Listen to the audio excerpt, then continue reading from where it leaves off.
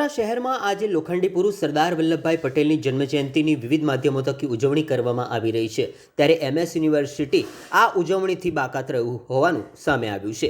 આજે લોખંડી પુરુષ સરદાર વલ્લભભાઈ પટેલની જન્મજયંતિ વિસરતું એમએસ યુનિવર્સિટીનું તંત્ર સામે આવ્યું છે। 150મી સરદાર વલ્લભભાઈ પટેલની જન્મજયંતિના દિવસે એમએસ યુનિવર્સિટીના સત્તાધીશો આજે આ ઉજવણીથી અળગાર્યા હતા। સરદાર વલ્લભભાઈ પટેલની જન્મજયંતિની યાદ કરતું વડોદરા શહેર કોંગ્રેસે આજે આ પ્રતિમા પર પુષ્પાંજલિ અર્પણ કરી હતી। વડોદરા શહેર કોંગ્રેસ પ્રમુખ, વિરોધ પક્ષના નેતા, કાઉન્સિલરો, પૂર્વ વિદ્યાર્થી નેતાઓએ સરદારજીની પ્રતિમાને પુષ્પાંજલિ અર્પણ કરી હતી। એમએસ યુનિવર્સિટીના સત્તાધીશો પર કોંગ્રેસના અગ્રણીઓએ તીખા શબ્દોના પ્રહારો પણ કર્યા હતા।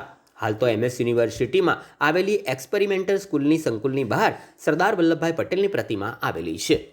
આજે આખા દેશમાં સરદાર વલ્લભભાઈ પટેલની 150મી જન્મજયંતિની ઉજવણી ચાલી રહી છે, જેના ભાગરૂપે આખા દેશમાં કોંગ્રેસ પાર્ટી પણ અલગ અલગ શહેર જિલ્લામાં અલગ અલગ રાજ્યોમાં બધી જગ્યાએ પદયાત્રાનો કાર્યક્રમ રાખ્યો। વડોદરા શહેરની વાત કરીએ તો વડોદરા શહેરમાં પણ મેરીડિયન સર્કલ ખાતે સરદાર પટેલની પ્રતિમાને અમે ફુલહાર કર્યું। ત્યારબાદ અમને અમારા યુનિવર્સિટીના પૂર્વ જીએસપી અને હાલના કાઉન્સિલર યુવાન જહા દેસાઈએ ધ્યાન દોર્યું કે વડોદરાની મહારાજા સયાજીરાવ ગાયકવાડ યુનિવર્સિટી અને યુનિવર્સિટીમાં પણ સરદાર પટેલની પ્રતિમા છે, પણ એ પ્રતિમાને ધૂળ ખાઈ રહી છે અને ત્યાં કોઈ ચકલું ફરકતું નથી ને કોઈ ફુલહાર કરવા ગયું નથી। એક બાજુ આ વડોદરા શહેરમાં ભારતીય જનતા પાર્ટીના નેતાઓ તાઇફા કરે અને સરદાર પટેલના નામે વાહવાઈ લૂંટે, જ્યારે હકીકત તો એ છે કે સરદાર વલ્લભભાઈ પટેલ જોડે આ લોકોને દૂર સુધી કોઈ લેવા દેવા નથી, એવું સાબિત થાય છે। કારણ કે મહારાજા સયાજીરાવ ગાયકવાડ યુનિવર્સિટીની સરદાર પટેલની પ્રતિમાને કોઈ ફુલહાર નહીં, ધૂળ ચડેલી છે, કોઈ સાફ સફાઈ નહીં, ત્યારે આ યુનિવર્સિટી સત્તાધીશોએ જે એમએસ યુનિવર્સિટીનું જે ભગવાકરણ કર્યું છે એનું એક ઉત્તમ ઉદાહરણ છે। ભાષણમાં સરદાર પટેલનું નામ લેવાનું, પણ સરદાર પટેલના વિચારોનું પાલન નહીં કરવાનું। અને એ સરદાર વલ્લભભાઈ પટેલ, જો તમે દેશના ઇતિહાસમાં જાઓ તો આ ભાજપની જે માતૃ સંસ્થા છે આરએસએસ, એની પર જો કોઈએ બેન મૂક્યો હતો તો એ સમયના ગૃહમંત્રી એટલે કે સરદાર વલ્લભભાઈ પટેલે મૂક્યો હતો। એટલે ભારતીય જનતા પાર્ટી મુંહ મેં રામ બગલ મેં છુરી, દેશના પ્રધાનમંત્રી આયા કેવડિયા એટલે બધા વડોદરાના નેતાઓ પહોંચી ગયા ચાપલુસી કરવા, ચમચાગીરી કરવા, ગઈકાલે એરપોર્ટ આવ્યા તો બધા આગતા સ્વાગતા કરવા। આ વડોદરા શહેરમાં પ્રધાનમંત્રી કે મુખ્યમંત્રી આવે તો એમના માટે સ્પેશિયલ રાતોરાત રોડ બની જાય, પણ વડોદરાની પ્રજા બિચારી રોડ પર વલખા મારે।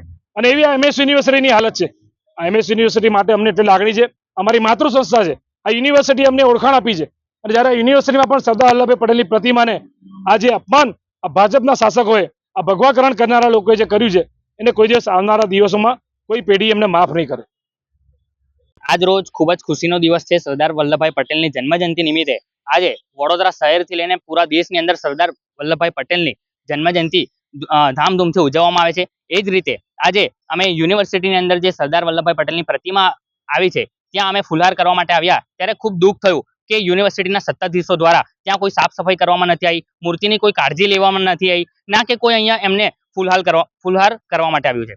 આજે અમારા યુનિવર્સિટીના ભૂતપૂર્વ વિદ્યાર્થી નેતાઓ, આજે વડોદરા શહેર કોંગ્રેસ પ્રમુખ અને અમારા વિરોધ પક્ષના નેતા, એમણે યુનિવર્સિટીની અંદર આવીને સરદાર વલ્લભભાઈ પટેલને ફુલહાર કર્યો, તે બદલ અમને ખુશી થઈ। પરંતુ યુનિવર્સિટીની અંદર બેસેલા જે સત્તાધીશો છે, જે મોસ્ટ ઓફ આરએસએસ માંથી આવેલા ડીન છે, જે આરએસએસ નો સરદાર વલ્લભભાઈ પટેલના સમય દરમિયાન સરદાર વલ્લભભાઈ પટેલે આરએસએસ પર બેન કર્યો હતો, તેના જ કારણે કદાચ આ યુનિવર્સિટીના સત્તાધીશો આજે ફુલહાર કરવા માટે નથી આવ્યા તેવું લાગી આવે છે। યુનિવર્સિટીના સત્તાધીશોને આપણી ચેનલના માધ્યમથી અમે કહેવા માંગીએ છીએ કે સરદાર વલ્લભભાઈ પટેલના નામે તમે ફક્ત વોટ માંગવા માટે આવો છો, કે ભારતીય જનતા પાર્ટી વોટ માંગવાના પ્રયાસ કરે છે, પરંતુ ખરેખર રીતે સરદાર વલ્લભભાઈ પટેલની જન્મજયંતિ ઉજવવાના દિવસે તેઓ ના ઉજવી શક્યા તે બદલ અમને દુઃખ છે।